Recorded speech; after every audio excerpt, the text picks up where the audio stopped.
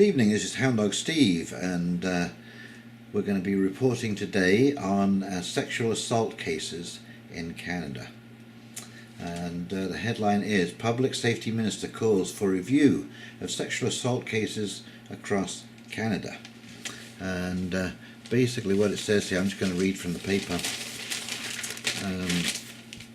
Canada's top law enforcement official has implored police to reassess how they manage sex assault complaints, as the country's second largest force joined several others in mounting a full-scale audit of every case closed as unfounded, a formal classification that deemed allegations baseless.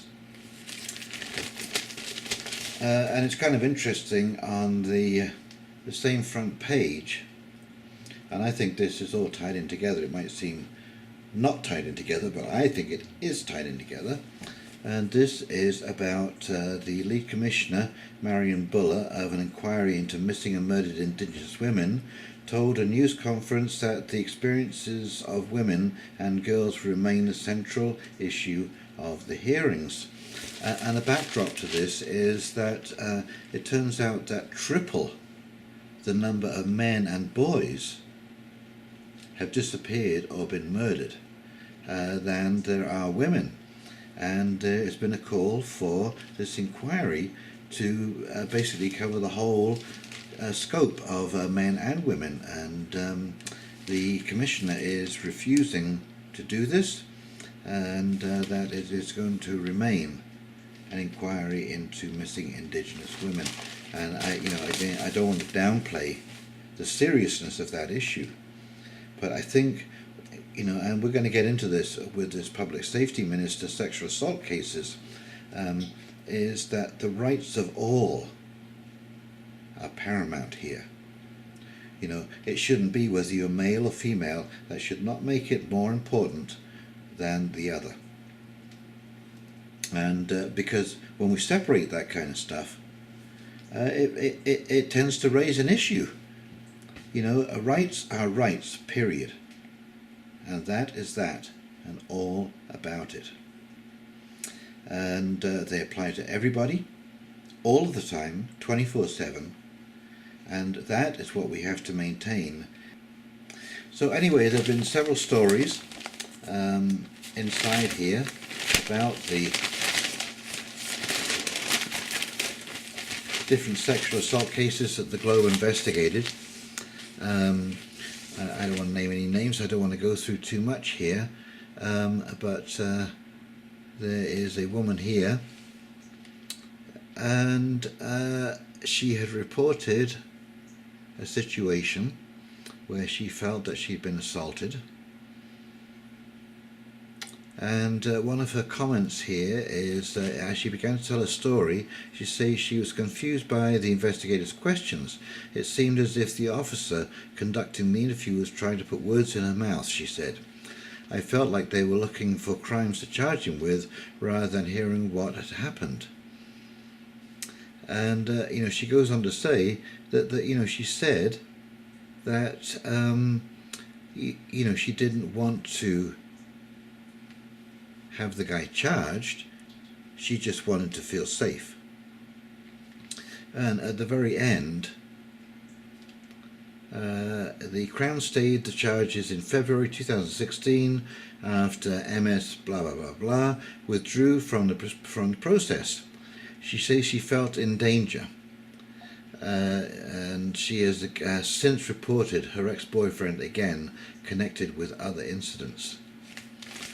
And I read that part because, I don't want to make light of this situation, but what it is really portraying is that when we get into relationships, it gets complicated. And I think that's what we have to remember. In French law, there is actually a thing called crime of passion. And that is because they know that when you get into emotional stuff, it is a very, very, very different picture. So, by the sounds of it, there were further interactions between this girl and her boyfriend.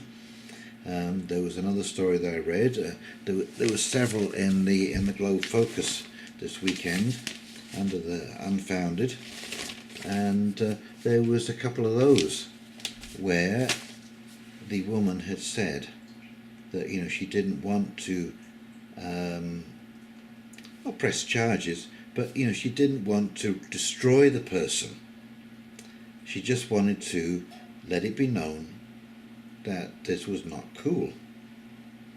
So what this gets into is there are, I think, different levels of assault, from heavy unwanted petting to full-blown in the bushes, knife at the throat kind of rape scene.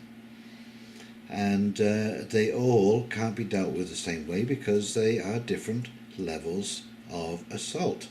And I'm sure I'm going to hear people say no, rape means rape regardless, and I'm going to say no, that's not true. There are different levels of assault, and the worst kinds of assault, of course, should be dealt with criminally, quickly and effectively.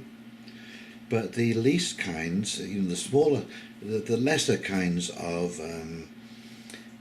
where, like I say, it's just heavy petting that got a little out of hand, literally. And this does not need a full-blown trial and jail time and all of this kind of stuff. So what I would suggest is that we consider a thing called circle sentencing or restorative justice. This has been proven in Australia, for example, just one example. In Canada we have about an 85% recidivism rate, which means 85% of the population, once they leave any kind of institution, jail or otherwise, they continue to break the law. Okay? In Australia it's about the opposite. It is around about a 15 to 20% recidivism rate, and they employ circle sentencing, and they found that it is incredibly effective. And let's face it, what we're trying to do here is change a cultural issue. So what is going wrong? Why do all these cases need to be reopened? Many of these stories really hit the nail on the head, with the problem being going to the police. And what's going on here, of course, is that the police are all about charging people. They are the blunt end of the justice system. Okay, I mean, no disregard to the police force, but basically what they do is arrest people who are committing a crime. They create a charge and take them to court, and they pay some kind of penance for whatever crime they've committed. And so as soon as you go in and you report any kind of assault, any kind of an issue,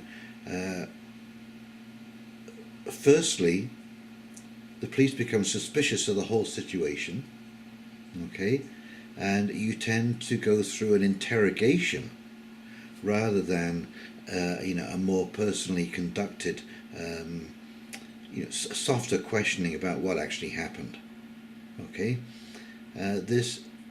and you have to know this going in. And I have to say to women that it's not just women. The police are about prosecuting criminal activity, and anybody who walks through the door of a police station is going to be dealt in that light.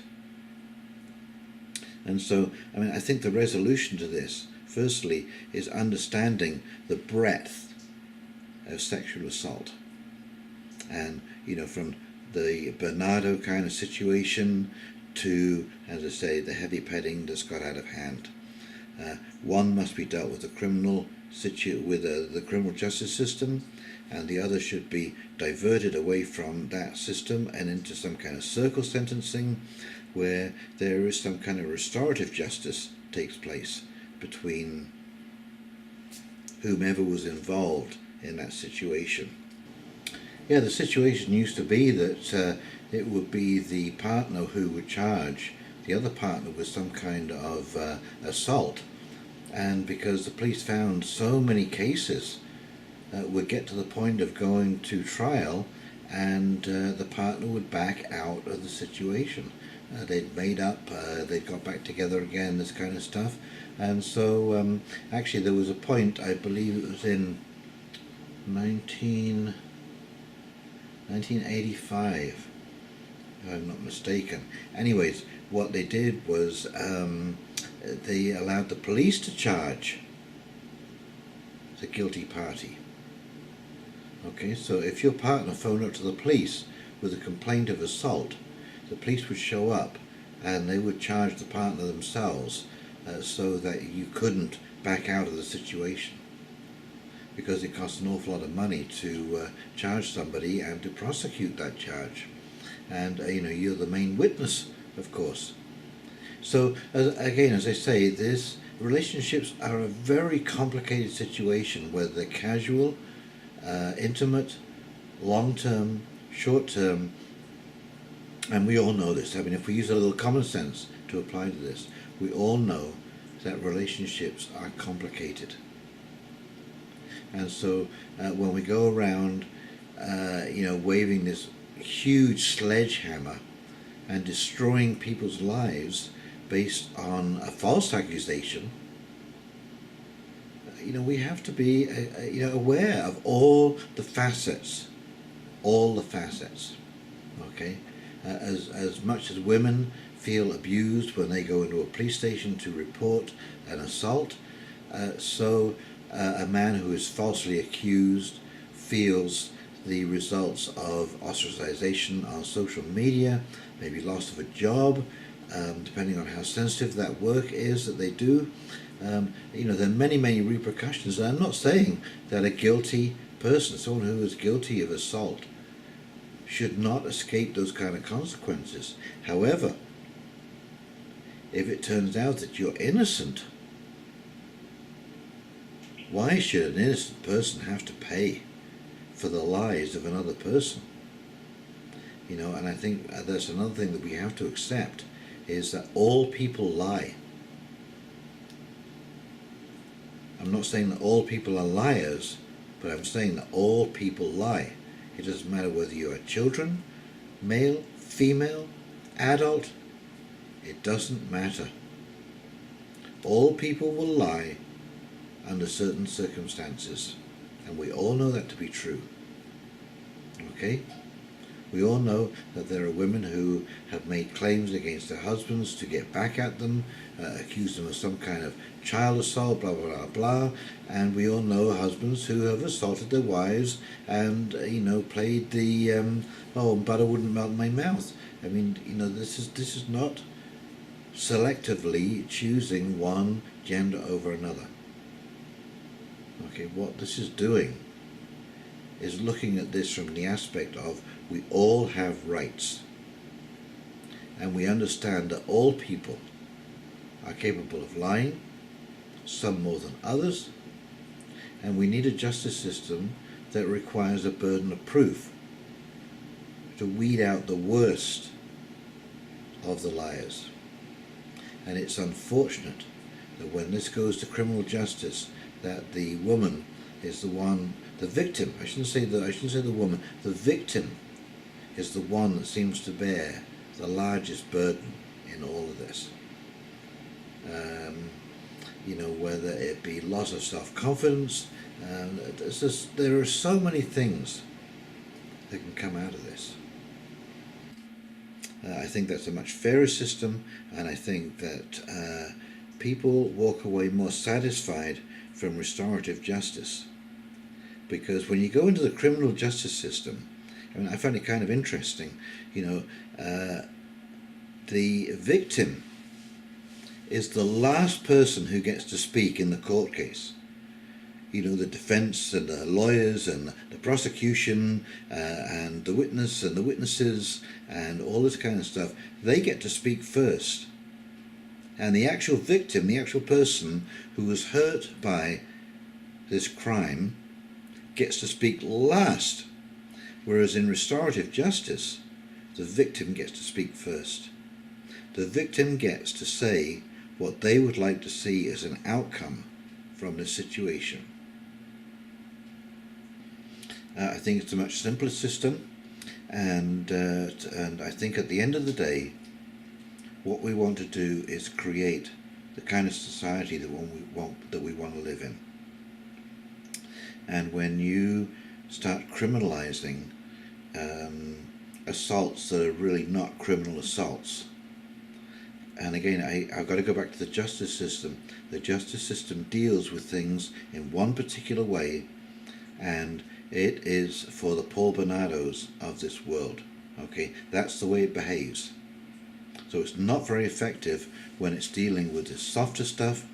There was one case in there where the woman said that a second officer that she spoke to was far more receptive.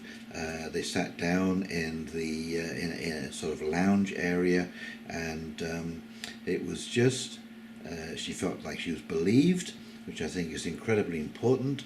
If you get assaulted, it doesn't matter at what level the assault takes place. It's what you feel about that assault. Okay? If you feel that you got assaulted, then you got assaulted. And when you go and report this kind of stuff, of course you want somebody to listen to what you're saying. And so I think the solution to this is that the police force have some kind of diversionary mechanism that differentiates between the levels of assault. And of course it's really important too. I know this is a difficult system. It's not just difficult for women, it's difficult for anybody who have to negotiate the justice, especially the criminal justice system.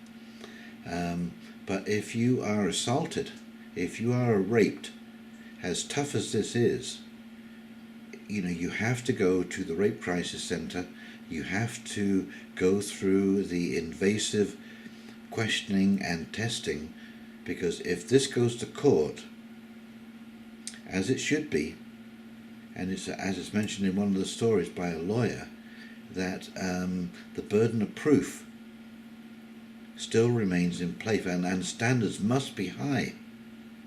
It must be beyond a reasonable doubt, because there is another party that's involved here, and as we've seen in several situations, Jian Ghomeshi would be one, is a person who have been really badly affected by this accusation that took place. Okay, and I think that we need to remember that regardless of how abhorrent this crime is, the principles of justice must remain in place for all. It would be a little bit like going to, well, say for example your neighbour accuses you of stealing his furniture. It's completely unfounded, of course, but he's accused you of stealing his furniture. And so he calls the police, he gets you charged, he's called as a witness. And the judge says, "Oh, I see this gentleman's wearing a blue shirt and a blue tie. I always believe people with blue shirts and blue ties." I don't think that's the kind of justice system we want to walk into. Okay? The justice system is a little bit clumsy too, but it does deal with things fairly equitably. Okay? But the principles of justice must remain. The real problem, I think, is founded at the reporting level with the police. And I think we could resolve an awful lot by them refining the way they do things, but also, one has to remember that when you're walking through that police door, that is what is going to happen, and it's not very pleasant. It does feel like you're the criminal, and that is not a very nice feeling when you've had a horrible experience and you're trying to go through this in your own mind, to explain what happened, to understand what happened, and to take that on board as a new event in your life. I mean, this is all, you need to go into a room with the lights turned down a little bit, and you know, a friendly voice listening to what you have to say and believing what you have to say. That is incredibly important.